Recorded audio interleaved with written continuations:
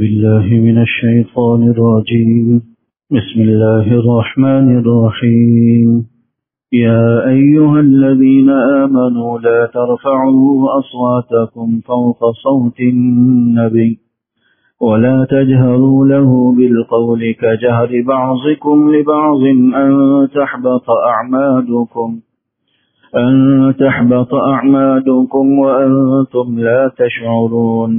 إن الذين يغضون أصواتهم عند رسول الله أولئك الذين امتحن الله قلوبهم للتقوى لهم مغفرة وأجر عظيم. صدق الله العظيم وصدق رسوله النبي الكريم ونحن على ذلك لمن الشاهدين والشاكرين والحمد لله رب العالمین۔ سورہ حجرات سے آج کی درس کا آغاز کیا ہے، آیت نمبر 2 سے۔ سورہ حجرات کی پہلی آیت کا درس گزشتہ اتوار کو ہوا تھا، جس کے اندر اللہ جل شانہ نے ایمان والوں کو 2 باتوں کا حکم ارشاد فرمایا تھا۔ پہلا حکم تو یہ تھا کہ ایمان والوں لا تقدموا بین یدی اللہ ورسولہ، اللہ اور اس کے رسول سے آگے مت بڑھو۔ اور دوسرا حکم اللہ جل شانہ نے ایمان والوں کو دیا تھا واتقوا اللہ، اللہ سے ڈرو، تقوی اختیار کرو۔ یہ تقوی ایسی چیز ہے جو تمہیں دین پر چلنا تمہارے لیے آسان بنا دے گی۔ شریعت پر چلنے کے لیے آسانی تقوی کی وجہ سے پیدا ہو جاتی۔ آج جو آیت مبارکہ تلاوت کی ہے، اس کے اندر بھی اللہ جل شانہ نے ایک حکم اور ایک ادب جو اصلاً نبی علیہ الصلوۃ والسلام سے متعلق ہے، اس کو بیان فرمایا ہے۔ یا ایھا الذین آمنوا لا ترفعوا اصواتکم فوق صوت النبی، اے ایمان والوں کہ تم اپنی آوازوں کو نبی کی آواز پر بلند مت کرو۔ ولا تجہروا له بالقول کجہر بعضکم لبعض، اور اس طرح تم نبی کو بلند آواز سے مت پکارو جس طرح تم ایک دوسرے کو بلند آواز سے پکارتے ہو۔ ان تحبط اعمالکم، کہیں ایسا نہ ہو کہ تمہارے اعمال ضائع ہو جائیں۔ وانتم لا تشعرون، اور تمہیں پتہ بھی نہ لگے، بے دہانی میں تمہاری آواز نبی کی آواز سے بلند ہو جائے اور اس بے دہانی میں تمہارے اعمال ضائع ہو جائیں، تمہارے اعمال مٹا دیے جائیں، ختم کر دیے جائیں۔ ان الذین یغضون اصواتهم، پھر ان لوگوں کی مدح بیان فرمائی جو نبی علیہ الصلوۃ والسلام کے سامنے اپنی آوازوں کو پست رکھتے تھے۔ فرمایا کہ ان الذین یغضون اصواتهم عند رسول اللہ، کہ جو لوگ اللہ کے رسول کے سامنے اپنی آوازوں کو پست رکھتے ہیں، اولئک الذین امتحن اللہ قلوبهم للتقوی، در حقیقت یہی وہ لوگ ہیں جن کے دلوں کو اللہ نے تقوی کے لیے منتخب کر لیا ہے۔ لہم مغفرۃ واجر عظیم، ان لوگوں کے لیے مغفرت بھی ہے، بخشش بھی ہے، اور اللہ نے اجر عظیم بھی تیار کر رکھا۔ ان 2 آیتوں کے اندر اللہ جل شانہ نے جو حکم اور جو ادب بیان فرمایا، وہ اپنی آوازوں کو نبی علیہ الصلوۃ والسلام کی آواز سے پست رکھنے اور نیچے رکھنے کا حکم بیان فرمایا۔ اس آیت کا تعلق بھی اسی واقعے کے ساتھ ہے جو پچھلے درس کے اندر عرض کیا تھا کہ قبیلہ بنو تمیم کا وفد حضور علیہ الصلوۃ والسلام کی خدمت میں دین سیکھنے کے لیے آیا۔ جب وہ قبیلہ رخصت ہونے لگا تو عام طور پر حضور علیہ الصلوۃ والسلام کا معمول تھا کہ کسی آدمی کو امیر منتخب کر لیتے تھے۔ ابھی حضور علیہ الصلوۃ والسلام نے کسی کو امیر منتخب نہیں کیا تھا۔ اس دوران حضرت صدیق اکبر رضی اللہ تعالیٰ عنہ اور حضرت عمر رضی اللہ تعالیٰ عنہ آپس میں مشورہ کرنے لگے کہ کس کو امیر منتخب کیا جائے۔ عام طور پر حضور علیہ السلام انہی سے ہی مشورہ فرمایا کرتے تھے، لیکن ابھی تک حضور نے نہ ان سے مشورہ مانگا تھا، نہ ہی خود کوئی ارادہ ظاہر فرمایا تھا۔ اس سے پہلے ہی حضرات آپس میں مشورہ کرنے لگے۔ اختلاف رائے میں تھوڑی سی آواز ان کی بلند ہو گئی، جو حضور علیہ الصلوۃ والسلام کو ناگوار گزری۔ اللہ جل شانہ نے ان آیات میں تنبیہ فرمائی کہ ایمان والوں اپنی آوازوں کو نبی کی آواز سے بلند مت کرو، وَلَا تَجْهَرُوا لَهُ بِالْقَوْلِ، اور نبی کو تم اس طرح بلند آواز میں مخاطب نہ کرو جس طرح تم ایک دوسرے کو کرتے ہو، کہیں ایسا نہ ہو کہ تمہارے اعمال ضائع ہو جائیں۔ یعنی اگر کوئی آدمی اپنی آواز کو بلند کرتا ہے، جان بوجھ کر کرتا ہے، یہ تو بے ادبی کے اندر داخل ہے۔ اگرچہ ان حضرات صحابہ سے بے ادبی کا تصور بھی نہیں تھا، لیکن بے دیانی بے خیالی میں جو آواز بلند ہو گئی، اس سے پر بھی تنبیہ آئی، کہیں ایسا نہ ہو کہ تمہارے اعمال ضائع ہو جائیں، تلف ہو جائیں، وَأَنْتُمْ لَا تَشْعُرُونَ، اور تمہیں احساس تک بھی نہ ہو، پتہ بھی نہ چل۔ جب یہ آیت مبارکہ نازل ہوئی تو حضرات صحابہ تو ویسے ہی بڑے انتہائی محتاط اور ادب و احترام کا لحاظ رکھتے تھے، لیکن ان آیات کے نازل ہونے کے بعد اور زیادہ محتاط ہو گئے۔ صدیق اکبر رضی اللہ تعالیٰ عنہ کے بارے میں آتا ہے، اس آیت کے نازل ہونے کے بعد انہوں نے قسم کھا لی کہ آئندہ میں جب بھی حضور سے بات کروں گا تو ایسے ہی بات کروں گا جیسا کوئی آدمی سرگوشی کرتا ہے، کان میں سرگوشی کرتے ہوئے جس طرح آہستہ آواز سے گفتگو کرتا ہے، ایسے ہی میں حضور علیہ السلام کے سامنے آہستہ آواز سے گفتگو کروں گا۔ حضرت عمر رضی اللہ تعالیٰ عنہ اتنے محتاط ہو گئے، اپنی آواز کو اتنا پست کر لیا کہ کبھی کبھار حضور کو پوچھنا پڑتا، بھائی تم کیا کہہ رہے ہو، دریافت کرنا پڑتا تھا، اتنی پست اور نیچی آواز فاروق اعظم رضی اللہ تعالیٰ عنہ نے اختیار کر لی تھی۔ ایک صحابی کا ذکر آتا ہے، حضرت ثابت ابن قیس رضی اللہ تعالیٰ، انصار کے خطیب کہلاتے تھے، فطرتاً ان کی آواز بڑی بلند تھی۔ کچھ لوگ ہوتے جن کی آواز بڑی اونچی ہوتی ہے، یعنی نارمل بھی گفتگو کریں تو بڑی تیز آواز محسوس ہوتی، تو ان کی آواز بڑی بلند تھی۔ یہ ڈر گئے کیونکہ ان کی جو زبان آواز تیز تھی، اور ڈر گئے، کہنے لگے کہ بھئی یہ آیت تو لگتا ہے میرے بارے میں ہی نازل ہوئی ہے، اب تو میرے تو سارے اعمال تباہ ہو گئے، میں تو جہنمی ہو گیا، میرے سارے اعمال اکارت چلے گئے، گھر میں قید کر لیا خود کو، اور مسلسل رونا دھونا رہا۔ کافی عرصے غائب رہے، حضور علیہ السلام نے دریافت کیا تو وہ ثابت کہاں ہیں؟ تو حضرت معاذ رضی اللہ تعالیٰ عنہ نے ماجرا بیان کیا کہ یہ بات ہوئی ہے، وہ یہ سمجھ رہے ہیں کہ میری آواز تو ویسے ہی بلند ہے، کہیں اس کی وجہ سے میرے اعمال سارے ضائع تو نہیں ہو گئے، میں جہنمی تو نہیں ہو گیا۔ اس ڈر سے انہوں نے اپنے آپ کو گھر میں مقید کر لیا۔ حضور علیہ الصلوۃ والسلام نے انہیں بلایا اور انہیں تسلی دی۔ حضور علیہ الصلوۃ والسلام نے یہ فرمایا کہ اما ترضا یا ثابت ان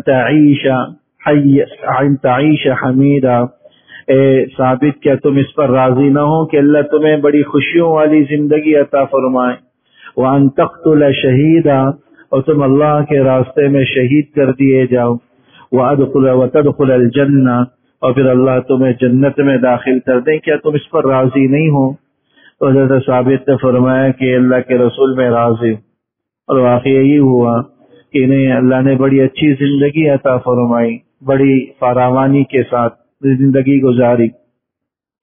صدیق اکبر رضی اللہ تعالیٰ عنہ کے زمانہ خلافت میں جب مسیلمہ کذاب، جس نے جھوٹا نبوت کا دعویٰ کیا تھا، اس کے خلاف جب جنگ لڑی گئی تو بڑی ایک سخت قسم کی گھمسان کی جنگ ہوئی تھی۔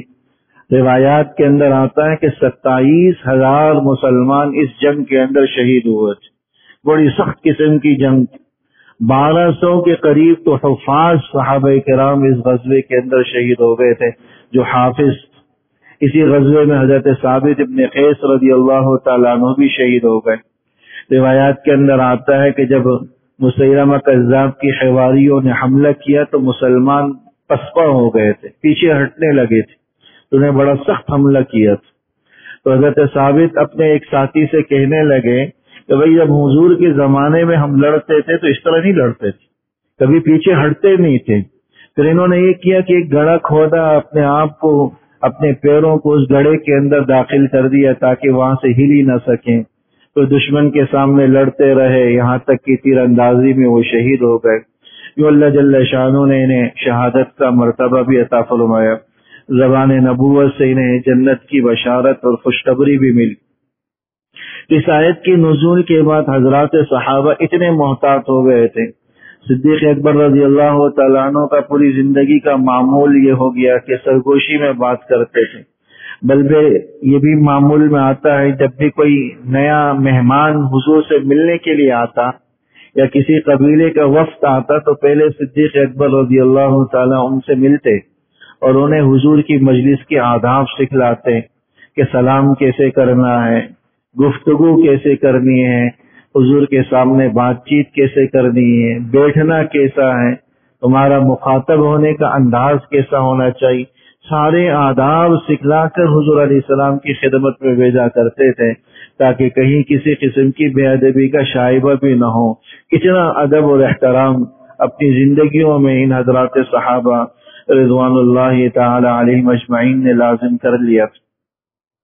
اگرچہ یہ حکم حضور علیہ الصلوۃ والسلام کے لیے ہے اور اس کا بنیادی مقصد یہی تھا کہ حضور کو تکلیف نہ ہو، حضور کو کسی کی بلند آواز سے ایذا رسانی نہ ہو. حضور علیہ الصلوۃ والسلام کی حیات طیبہ کے اندر بھی اس کی پابندی کا حکم دیا گیا تاکہ آپ کو ایذا رسانی نہ ہو. حضور علیہ الصلوۃ والسلام کے رحلت فرما جانے کے بعد اور قبر مبارک میں آرام کے بعد بھی اس جگہ کا یہی حکم ہے کہ وہاں جائیں تو اپنی آوازوں کو پست رکھیں، آوازوں کو بلند نہ ہونے دیں. کہیں ایسا نہ ہو کہ ذرا سی بے احتیاطی، وہاں کے ادب و احترام میں بڑی بے احتیاطی کہیں ہمارے اعمال کو ضائع نہ کر دے، اکارت نہ کر دے. اور آج جو وہاں کی صورتحال ہے اللہ معاف کرے، سوچتے نہیں ہیں لوگ کہ کس مقام میں ہماری حاضری ہے. ایک ہاتھ میں موبائل ہوتا ہے، دوسرے ہاتھ میں جوتا ہوتا ہے، سیلفیاں الگ چل رہی ہوتی ہیں، ویڈیو الگ بن رہی ہوتی ہے، جوتے ہاتھ میں لے کر وہاں پتہ نہیں کس انداز سے گزرتے ہیں. حیرت ہوتی ہے کہ کس مقام سے، کس جگہ سے، کس شخصیت کے پاس سے گزر رہے. امت کا یہ اجماعی عقیدہ ہے حضور علیہ الصلوۃ والسلام اپنی قبر مبارک کے اندر بالکل حیات ہیں، جس طرح دنیا کے اندر حیات، جس طرح دنیا کے اندر حیات ہے. وہاں گفتگو کرنے والا ایسا ہی ہے گویا کہ براہ راست حضور علیہ الصلوۃ والسلام کے سامنے وہ گفتگو کر رہا ہے. تو اس لیے اس مجلس کو حضور کی مجلس سمجھ اور اس وعید کو وہاں پر بھی ملحوظ رکھیں کہ ہماری ذرا سی بے احتیاطی کہیں ہمارے اعمال کو تباہ نہ کر دے، ہمیں ہلاکت اور گمراہی میں نہ ڈال دیں. اجر و ثواب لینے کے لیے گئے تھے لیکن وہاں سے ہم بربادی اور تباہی لے کر آئے، اعمال کو حفظ کر کے اور ضائع کر کے آئے. اس سے بڑھ کر بد نصیبی اور محرومی والی کوئی بات نہیں ہو سکتی. بلکہ علماء نے لکھا کہ مدینے کی ایک ایک چیز کا ادب و احترام ضروری، مدینے کی ایک ایک چیز کا ادب و احترام ضروری ہے. اتنا اہتمام بزرگان دین کیا کرتے تھے کہ بھائی جوتوں کے ساتھ چلنا اپنے اوپر جو حرام سمجھتے تھے اس مقام کے اندر. تو اس لیے اس جگہ میں جائیں تو اس مقام کی تقدیس کا احترام کریں. بلکہ علماء نے لکھا کہ جس مجلس کے اندر اگر حدیث بیان کی جا رہی ہو، حدیث حضور علیہ الصلوۃ والسلام کی زبان مبارک سے نکلے ہوئے کلمات ہوتے ہیں، وہ بھی ایسے ہی ہوتی ہے گویا کہ وہ حضور کی مجلس ہو، حضور علیہ الصلوۃ والسلام کے ارشادات سنوائے جا رہے ہیں. اس مجلس کے اندر اگر ہم بیٹھے ہوں تو اس کے بھی آداب کا ایک لحاظ ضروری ہے. وہاں پر بھی آپس میں گفتگو کرنا. ہمارے یہاں درس حدیث ہو رہا ہوتا ہے، لوگ اپنی گفتگو میں ہوتے ہیں. درس حدیث ہو رہا ہوتا ہے، درس قرآن ہو رہا ہوتا ہے، لوگ اپنے اذکار میں مشغول ہوتے ہیں، اپنے وظائف میں لگے ہوئے ہوتے ہیں.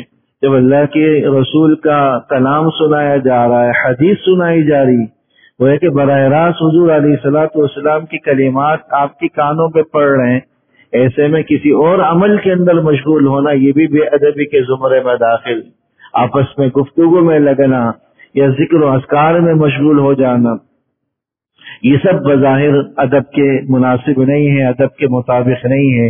اس لیے جب احادیث سنائی جا رہی ہوں، اللہ کا کلام پڑھا جا رہا ہو، خاموشی کے ساتھ اس کو سنیں، اور اگر کسی اور مشغولیت میں لگنے کا وہ ہے تو پھر کہیں اور جنا نشست اختیار کر لے، تاکہ کہیں بے ادبی والا کوئی پہلو ہم سے سرزد نہ ہو اور ہمارے لیے دنیا اور آخرت کی بربادی کا باعث نہ بن جائے.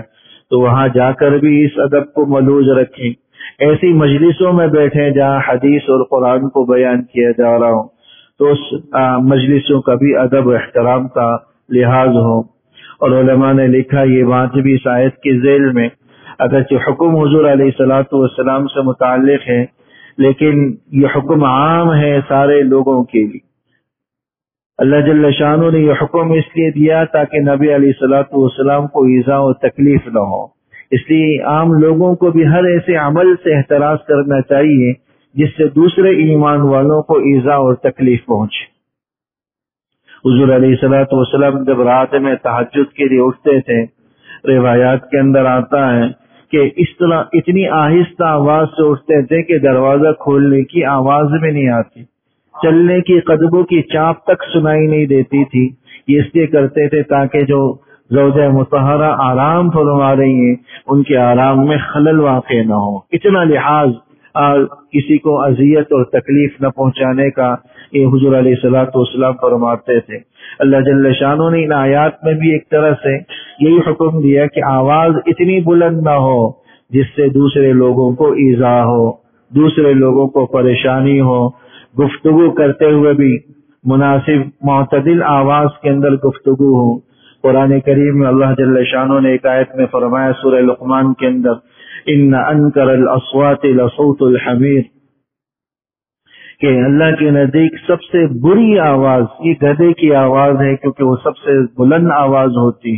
ولا تصعر خدك للناس ولا تمشي في الارض مرحا انك لن تخرق الارض ولن تبلغ الجبال طولا. مختلف آداب اللہ جل شانہ نے اس آیت کے اندر دیے ہیں، ان میں سے آوازوں کو پست رکھنے کا دیے. تو ہر ایسی آواز جو لوگوں کے لیے ایذا کا باعث بنے احتیاط کرنی چاہیے. آج ہمارے معاشرے کے اندر جو اس حوالے سے بھی بے احتیاطی ہے وہ ہم اور آپ سے ڈھکی چھپی نہیں ہے. لوگ شادی بیاہ کی تقریبات کے اندر ایسے زوردار آواز سے گانے لگا دیتے ہیں کہ ارد گرد رہنے والے سب لوگ تکلیف اور ایذا میں مبتلا ہوتے ہیں.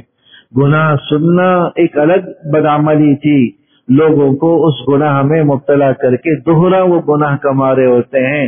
لوگ اپنے تقریبات میں بلند آواز سے گانے چلانا تو دور کی بات، جب سے یہ لاؤڈ اسپیکر آیا ہے ہماری تقریبات اور ہماری مجلسیں بھی بالکل آزاد ہو گئی. لاؤڈ اسپیکر کی آوازیں اتنی کھلی چھوڑ دی جاتی. کوئی نیک مجلس بھی ہوتی ہے بیان کی، درس کی، نظم و نعت خوانی کی، اس مجلسوں میں بھی لاؤڈ اسپیکر اتنی بلند آواز کا لگا دیا جاتا ہے کہ ارد گرد رہنے والوں کے سارے آرام میں خلل واقع ہوتا. وہ سمجھ رہے ہوتے ہیں نعت خوانی کرے کہ ہم بڑا اجر و ثواب کما رہے ہیں. وہ اجر و ثواب نہیں کما رہے، گناہ کما رہے ہیں. کتنے بیمار ہوں گے جو آپ کی اس بلند آوازی کی وجہ سے اذیت کا شکار ہیں. کتنے لوگوں کے آرام میں خلل واقع ہو رہا ہوگا. کتنے لوگ ہوں گے جن کو صبح کام میں جانا ہے، وہ آپ کی اس بلند آوازی کی وجہ سے رات بھر آرام نہ کر سکے، صبح ان کے اوقات کار میں خلل واقع ہوگا. ان چیزوں کا بھی لوگ لحاظ نہیں رکھتے. حالانکہ شریعت نے اس کا بھی حکم دیے کہ ہماری کسی آواز سے کسی کو ذرہ برابر بھی تکلیف نہ ہو. الا ہے کہ کہیں آواز بلند کرنے کا حکم ہے، اذان کی آواز ہے بلند کرنے کا حکم ہے، ہر آدمی تک آواز پہنچے تو اس کو بلند کرنے میں کوئی مضائقہ نہیں. لیکن بیان کی آواز کہ اونچے اسپیکر سے پورے محلے میں گونج رہی ہو، یا نظم و نعت کی آواز کہ پورے محلے میں گونج رہی ہو، اس کا شرعاً کوئی جواز نہیں ہے. بس حاضرین تک محدود رہنی چاہیے، اس سے زیادہ اس آواز کو تجاوز نہیں کرنا چاہیے. اللہ جل شانہ نے اس آیت کے اندر اسی بات کا حکم دیا، یا ایھا الذین آمنوا لا ترفعوا اصواتکم فوق صوت النبی، اے ایمان والوں اپنی آوازوں کو نبی کی آواز سے بلند مت کرو. ولا تجهروا له بالقول كجهر بعضكم لبعض، اور ایک دوسرے کو بلند آوازوں سے اس طرح مت پکارو جس طرح تم ایک دوسرے کو پکارتے ہو ان تحبط اعمالکم وانتم لا تشعرون، کہیں ایسا نہ ہو کہ تمہارے اعمال اکالت چلے جائیں، ضائع ہو جائیں، تلف ہو جائے، وانتم لا تشعرون، اور تمہیں احساس بھی نہ ہو۔ اس لیے عام معمول کے اندر بھی اپنے بڑوں سے جب گفتگو کریں، والد سے گفتگو کریں، استاد سے گفتگو کریں، کسی شیخ سے گفتگو کریں، بچیاں ہیں بچے ہیں، ماؤں سے باپ سے گفتگو کریں تو اپنی آوازوں کو پست رکھیں، اپنے آپ کو ان کی طرف متوجہ رکھیں۔ یہ آداب میں سے ہیں جو اللہ جل شانہ نے اس میں ہمیں بتلایا ہے۔ اپنے قول سے، اپنے فعل سے کوئی ایسی حرکت سرزد نہیں ہونی چاہیے جو ان کے لیے ایذا کا، پریشانی کا، تکلیف کا باعث ہو۔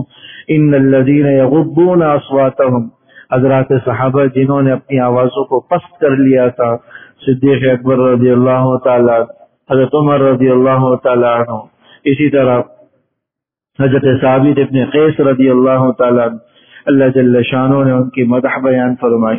بلند آواز کرنے سے کچھ حاصل نہیں ہوتا، لوگ جب جوش یا جذبات میں آتے ہیں تو اپنی آوازوں کو بلند کر دیتے ہیں، حالانکہ نتیجہ وہی نکلے گا جو آپ پست آواز سے انتہائی دھیمے لہجے کے ساتھ گفتگو کریں گے، نتیجہ بلند آوازی کا بھی وہی نکلتا۔ اس طرح ہر حال میں اپنی آوازوں میں بھی اعتدال ہو، رفتار میں بھی اعتدال ہو، انسان گفتار میں بھی اعتدال رکھے۔ اولئک الذین امتحن اللہ قلوبهم للتقوی، ایسے ہی لوگوں کے بارے میں فرمایا کہ اللہ نے تقوی ان کے دلوں میں جما دیا ہے۔ لہم مغفرۃ واجر عظیم، ایسے لوگوں کے لیے مغفرت کا وعدہ بھی ہے، اجر عظیم کا بھی وعدہ ہے۔ اللہ جل شانہ عمل کرنے کی توفیق نصیب کرے۔ ربنا تقبل منا انك انت السميع العليم وتب علينا انك انت التواب الرحيم، وصلى الله تعالى على خير خلقه محمد وآله وصحبه اجمعين، آمين برحمتك يا رب۔